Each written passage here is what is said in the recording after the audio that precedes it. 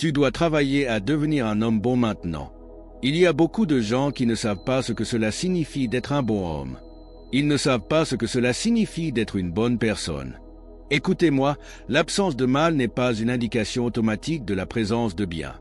Vous avez le négatif, vous avez le positif et vous avez le neutre. Le neutre, c'est quand il n'y a pas de négatif, mais il n'y a pas de positif non plus, ce qui signifie que c'est un gros zéro. Vous vous souvenez d'avoir étudié à l'école les nombres négatifs et positifs? D'accord, imaginez ce graphique que vous avez vu sur la page.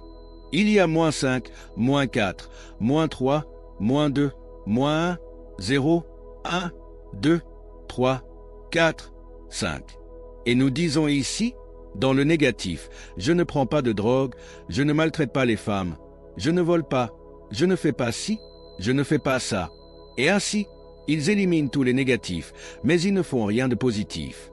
Félicitations, cette personne est un gros zéro. Être bon, c'est être proactif, c'est faire quelque chose. Et vous n'avez pas besoin d'aller faire du bénévolat en Inde dans un orphelinat. C'est simplement se soucier des gens. Cette pauvre caissière de Walmart, avec les yeux fatigués et les chevilles enflées.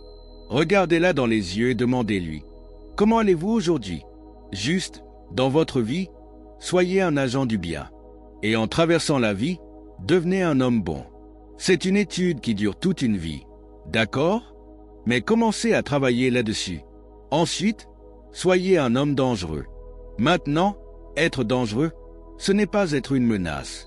Ce sont deux choses différentes. Et ce n'est pas une question de sortir et de soulever des poids, de se faire tatouer, de porter des vestes en cuir et de marcher avec la poitrine et les épaules bombées, en disant « Je suis dangereux ». Très rarement, cet homme est vraiment dangereux. Souvent, l'homme le plus dangereux dans la pièce est l'homme le plus silencieux. Je parlais à mon voisin derrière chez moi. Il est le gestionnaire de toutes ces terres de pâturage, ces ranchs. De l'autre côté de la route, lui et sa femme avaient juste quelques moutons, pas beaucoup, 10 ou 12. Et nous parlions, et il me disait, ici, c'est comme ça, et là-bas, c'est comme ça. Et il a dit, je ne vous recommande pas d'aller voir les moutons. Il y a un de ces chiens de berger des Pyrénées là-bas. Il a dit, ce chien ne vous connaît pas, et il pourrait vous dévorer pour protéger ses moutons. J'ai observé ce chien pendant quelques jours. Il était dangereux, mais il ne se tenait pas sur la colline avec la tête haute et les poils au vent, comme un lion, en disant au monde entier « Je suis dangereux ». Il n'était pas en bas, près de la route, en aboyant à tout ce qui passe, en disant « Je suis dangereux ». Il était juste avec les moutons, et il n'était pas un danger pour eux. Il ne disait pas à tout le monde à quel point il était dangereux. En fait, de loin, si vous le regardiez, il ressemblait à un mouton. Mais si vous vous approchiez et qu'il pensait que vous vouliez faire du mal à un mouton, c'était une autre histoire. Il était dangereux. Écoutez, vous ne pouvez pas, si nous lions cela au premier point, être un homme bon, vous ne pouvez pas être un homme bon, un homme pleinement bon, si vous n'êtes pas un homme dangereux. Être bon, c'est faire du bien aux gens, et parfois, faire du bien aux gens, c'est les protéger. C'est protéger ces gens, protéger ceux qui nous entourent. D'accord? Je suis, ces jours-ci, un homme tranquille, détendu, d'âge moyen, et je parle lentement et calmement, et je bouge lentement et calmement. D'accord? Mais si vous dites une seule chose irrespectueuse à ma femme en ma présence, ou si je reçois un appel de l'une de mes filles en pleurs, je suis non seulement prêt, mais aussi capable d'infliger de graves dommages corporels, et je le ferai. Je ne suis pas un danger pour ceux qui m'entourent. Je ne suis pas un danger pour les moutons. Mais vous devez être un homme dangereux. Regardez, il y a un gars sur Internet, sur YouTube, qui en parle.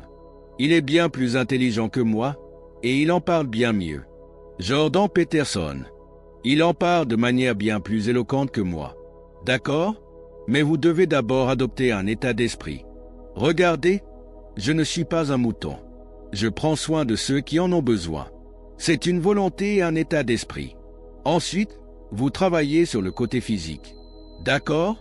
Commencez à perdre du poids, allez à la salle de sport, apprenez certaines choses. Et troisièmement, soyez éduqués. Écoutez, si vous voulez savoir comment être un homme parmi les hommes, commencez à suivre, à lire et à écouter des gars comme Joe Rogan, Jordan Peterson, et commencez à apprendre. Commencez à lire. Le cerveau est un muscle, et comme tout muscle, plus vous le travaillez, plus il devient fort. Troisièmement, soyez calme. Beaucoup de gens parlent sur cette chaîne de mon calme et de ma sérénité. Ce n'est pas le moi d'autrefois. Nous regardons ces commentaires, et on dit à quel point vos enfants ont de la chance d'avoir été élevés par vous. Mes enfants n'ont pas été élevés par le moi d'aujourd'hui. C'est un voyage. J'étais un homme à la tête brûlée, irritable. Je ne savais tout simplement pas mieux. J'avais beaucoup de choses en dehors de la famille qui causaient un stress énorme et je le ramenais à la maison. Je n'étais pas calme. Vous devez juste être calme. Juste être calme. Dwayne, comment être calme? Débarrassez-vous des choses qui vous empêchent de l'être. Si vous rentrez et regardez les infos chaque soir et que ça vous agite, éteignez les infos.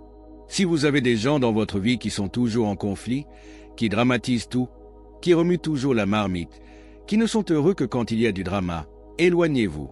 J'ai des amis, de vieux amis, de la famille. Je me suis simplement éloigné. Calme. Trouvez des choses qui vous apaisent. De la musique calme. Écoutez, si vous avez un travail stressant que vous n'aimez pas, dont vous n'êtes pas fier, et que vous buvez des Mountain Dew, des Dr Pepper, des thés glacés, ou autre chose, bourré de sucre, je buvais autrefois 6 canettes de Dr Pepper, et 2 grands verres de thé glacé chaque jour. Et puis j'allais à des travaux de construction très stressants, et avec tout le reste dans ma vie, je restais surexcité. Arrêtez tout ça. Coupez tout ça. Et si vous faites ça, et que vous écoutez de la musique énervante en allant au travail, ça vous met dans un état d'excitation.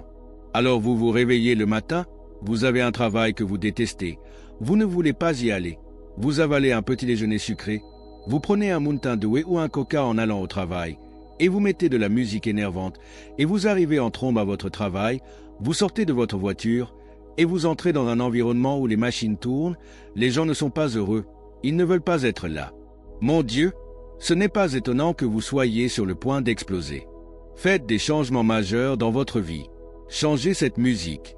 Trouvez de la beauté, du calme, et réduisez un peu les tambours et les guitares hurlantes. Réduisez le sucre et la caféine. Et les gens dans votre vie qui vous drainent, éloignez-vous. Éloignez-vous. Vous devez être calme. Et quand le conflit inévitable arrive, et il arrivera, parce que c'est la vie, affrontez-le avec calme. Affrontez votre conflit avec calme. Parce que si vous êtes calme, vous pensez, vous êtes logique, vous avez les idées claires. Quand vous êtes en colère, toute logique et raison disparaît.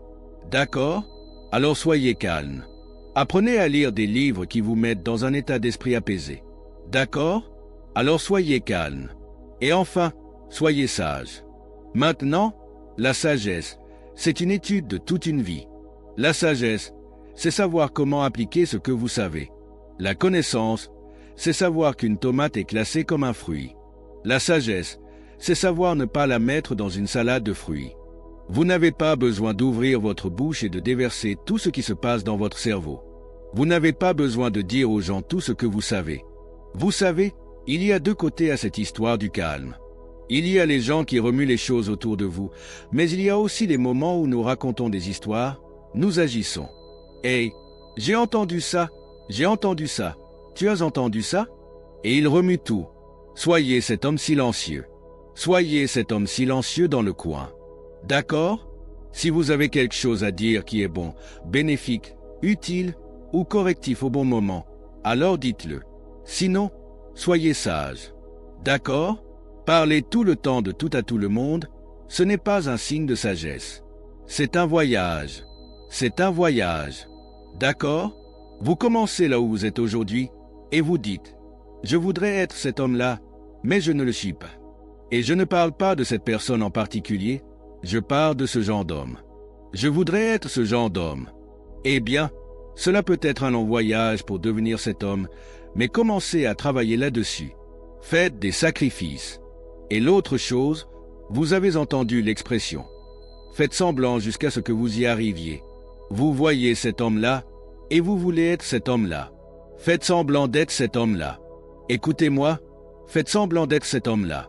À l'intérieur, vous dites, je ne suis pas vraiment cet homme, je vais agir calmement. Je vais faire semblant d'être calme, mais je ne me sens pas calme, mais je vais agir calmement, et je vais faire semblant d'être calme. Alors, Ne devenez-vous pas calme à travers ce processus? D'accord? Agissez comme si. Mais voyez et imaginez, si vous n'avez pas de destination, comment savez-vous quand vous êtes arrivé? Et comment savez-vous comment y arriver si vous ne savez pas où vous allez? Asseyez-vous et déterminez quel genre d'homme vous voulez être et commencez le voyage.